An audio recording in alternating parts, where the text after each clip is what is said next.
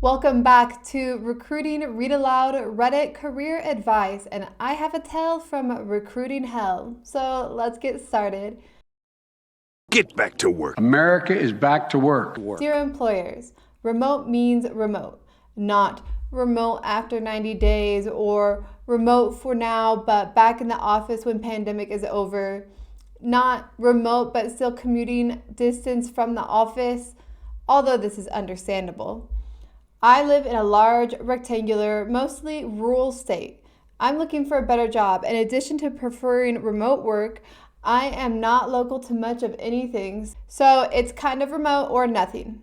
I'm sick of clicking on posts that say remote, but then have all these little caveats in the description. If there's a caveat, list it as hybrid. Am I wrong? I want other people's opinions. I do think job applicants have this idealistic view of remote, so we all basically went remote during the pandemic. That's over. A lot of people have had to return to the office already, and people will still continue returning to the office. So the collective public is used to remote work. They're caught up, but a lot of companies still are not on the boat. So this person is right. There are a lot of jobs posted as remote, but they mean partially remote or kind of nearby or not remote after the pandemic is over. Clearly, there's a cultural shift. People want to work remote and the companies haven't caught up. So that means all the remote jobs are highly competitive. Most of the remote jobs are honestly in the tech industry with tech-based jobs. Some sales and customer service jobs are remote marketing, but everyone wants a remote job now, so it can be difficult. Let's see what people said in the comments. Here's a comment from Adamant Cherry. Interviewed for a full-time remote job. During the interview, it was revealed that it was actually going to be fully in office by end of year and that I'd be a contract worker. Immediately told the interviewer I was not interested, only for him to backpedal and ask if I'd be interested if it was actually full-time instead. The audacity of these people astound me. The job search is kind of like this gamble, hustle, negotiation game. And yeah, I can understand applicants want to be able to apply for a certain kind of job and not have to negotiate the standards of it. But it is kind of like that. I'm not sure if I would call it audacity, but especially in the employment industry right now, what we are seeing are a ton of candidates on the market and a lot of companies that have those candidates looking for the jobs. They're avoiding low-paid jobs that are struggling really to hire people, trying to go after these high-wage or great perks and benefits, remote-only jobs. So the competition is high and recruitment is hard right now. So yeah, companies are going to try to haggle with you. Another funny comment down here, Agitated Bad 69.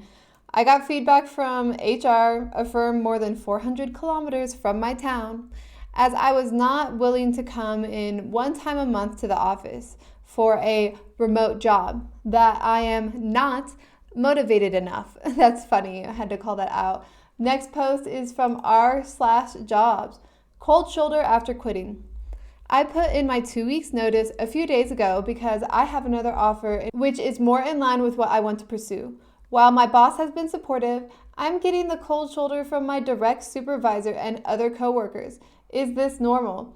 Yes, it is somewhat normal. The company is probably busy and you leaving causes another workload to come on to your supervisor to hire your replacement, as well as your coworkers who are having to pick up the slack. So it is somewhat understandable that you would get a cold shoulder, and it is somewhat common. Now, this is not every job, but whenever you give a 2 weeks notice and the company doesn't have a problem with you, then it's going to leave a sour taste in their mouth only because they have extra work to do now. They have extra money to spend to replace you. So don't take it so personally. It's their personal problem.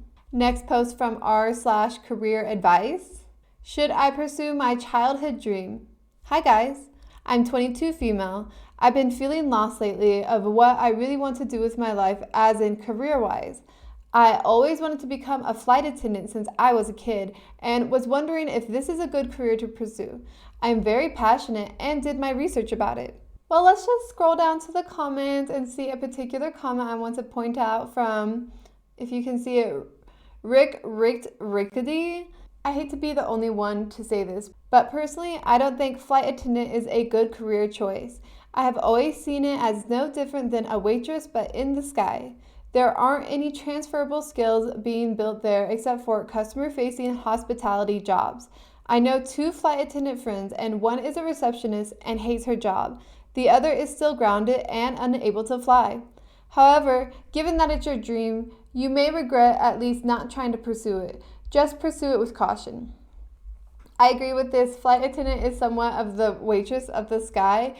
There's not a ton of room for promotion in that industry. Like, are you going to become king of flight attendants? And the skills that you're gaining are mostly customer service jobs, so it doesn't necessarily prepare you for the next job. But this person is 22 years old and has always been interested in that.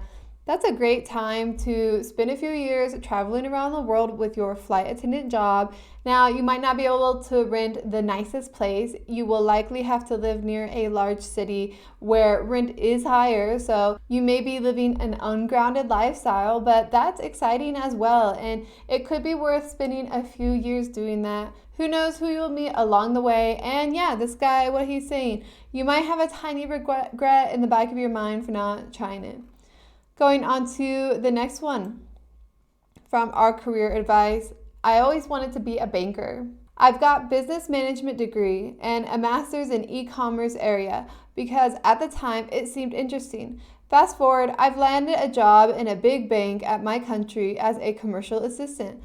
Been in it a year now. I hate it. I don't like the work to sell some product that I don't believe in to the customers. I've quit. And I'm in the stage where I don't have dreams now. I'm totally numb whatsoever to look for another job. All I wanted to do with my life was to work at a bank, and now that I've got to it, I don't want it. I need some advice. Their English is a little difficult, but I'm just going to read the response that I wrote. This person's feelings are really understandable. A lot of people go into sales-oriented work unexpectedly and have the feeling of betrayal or numbness towards their previous perception of what the job was. So I asked this person, what do you love about banks? Is it dealing with money? Is it consulting on investments? You need to identify what exactly attracted you in the past. That is likely something that is an attribute of other career directions. Write a list of top 3 likes and dislikes. But most importantly, this person needs to decide what they want from a job. And I suggest this to anyone who's looking for a new job or unhappy in their current role. What do you actually want out of work? Yeah, so we all want a paycheck, but do you want really consistent, healthy work-life balance, meaning that you might go through your career slower, but you're not overworking? Or are you hungry? Do you want to grind it out and try to move as quick as possible? Clearly, this person doesn't want to go into sales. Ask yourself that when you're on the job search as well. Other things I wrote down: could you consider part-time or contract to get more experience? Do you want full-time only to progress a little bit slower? When you're 40, what do you want your life to look like? Do you want a house? Do you want to work remotely?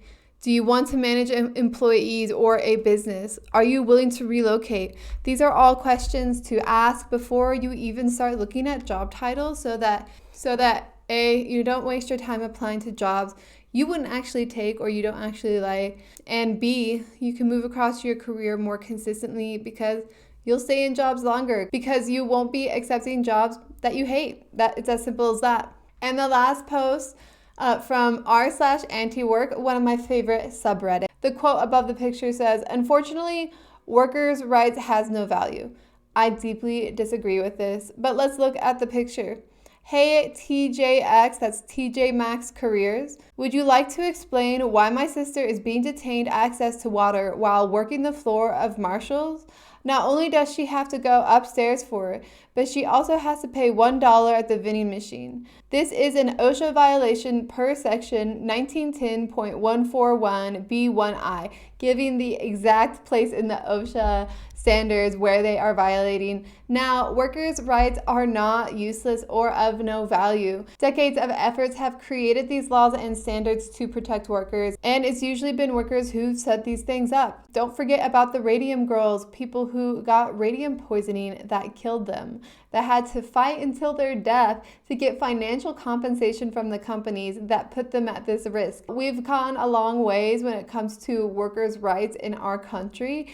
And a reminder, there are not police walking around enforcing workers' rights. That's my cat, hold on. So the only people who are going to be enforcing these OSHA standards are workers. It's your job to know what is illegal at some level because it's usually workers who get companies in trouble for breaking these standards.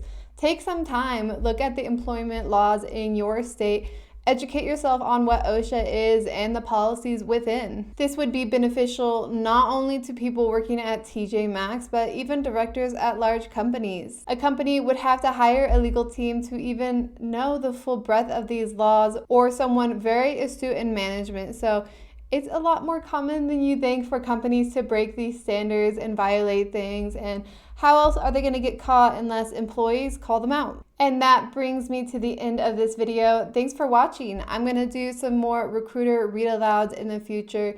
If you like this video or found anything useful, please click the like button. In the comments below, let me know your experience you've had with any OSHA policy violations. And if you are on the job search or looking to create more opportunities in your career, please subscribe to this channel. I'm uploading new videos all the time. See you in the next one.